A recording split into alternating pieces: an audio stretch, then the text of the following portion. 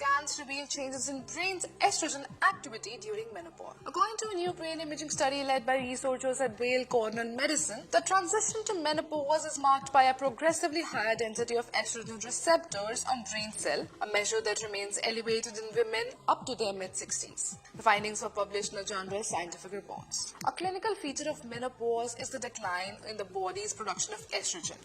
This leads to various bodily changes, including the cessation of menstruation, but also neuropsychiatric effects such as brain fog, depression, and anxiety. In the study, the researchers scanned the brain of 54 healthy women aged 40 to 65 using PET with a tracer that binds to estrogen receptors. These receptors are found in multiple areas of the brain, especially in women, and mediate the many cognitive and behavioral effects of the female sex hormone estradiol, the most potent form of estrogen. Scans comparing women at different menopausal stages reveal progressively higher estrogen receptor density and several estrogen-regulated brain network in the postmenopausal and perimenopausal groups compared to premenopausal controls. Researchers interpreted this as a compensatory response to lowering levels of available estrogen. As estrogen levels drop during the menopause transition, the cell expressed additional receptors to sop up as much estrogen as possible. The analysis also found that high estrogen receptor density in some of these regions